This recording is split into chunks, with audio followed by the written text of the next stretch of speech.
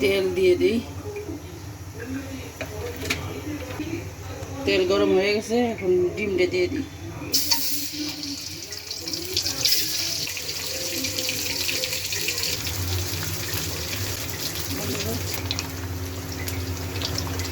ডিমটা লাল লাল করে ভেজে নিয়েছি, এখন উঠিয়ে নিই।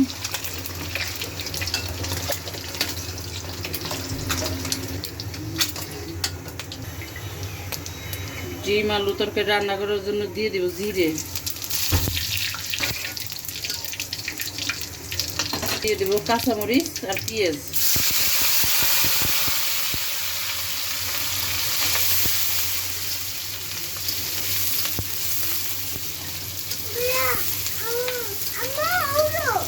দিয়ে দেব পরিমাণ মতো লবণ।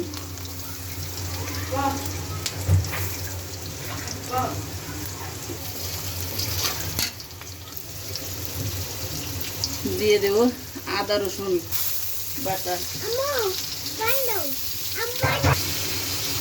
দিয়ে দেব ধনিয়া গুঁড়া, পরিমাণ মতো হলুদ,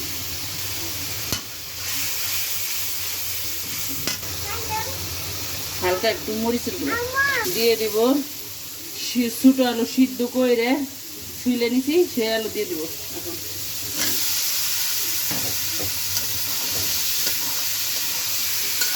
কষে আলু দিয়ে কষাই নিছি, এখন একটু ঢেকে দিই। ঢাকনাটা একটু উঠাই দিই।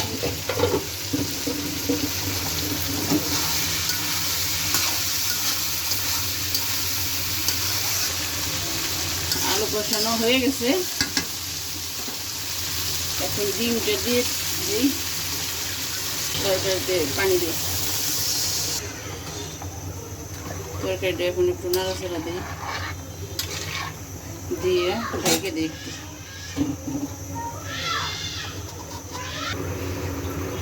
ঢাকনাটা খুলে দেখি তরকারিটা কেমন হয়েছে। ডিম আলু তরকারি তো আরেকটু হইব, তারপরেই নামিয়ে নেব। তরকারি রান্না হয়ে গেছে, এখন গরম মশলা গুঁড়ি দিয়ে নামিয়ে দেব।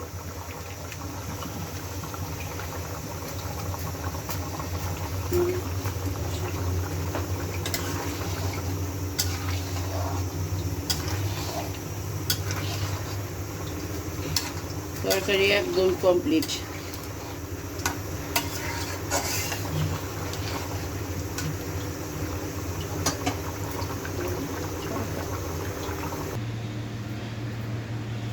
ডিম আলু তরকারি রান্না করা শেষ। আমাদের ভিডিওটি যদি আপনাদের ভালো লেগে থাকে তাহলে লাইক শেয়ার সাবস্ক্রাইব করে আমাদের পাশে থাকবেন, আর এভাবে রান্না করে খেয়ে দেখবেন, একদম কম মশলায় ঘরোয়া রান্না।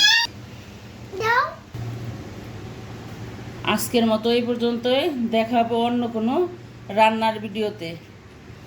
আল্লাহ হাফেজ।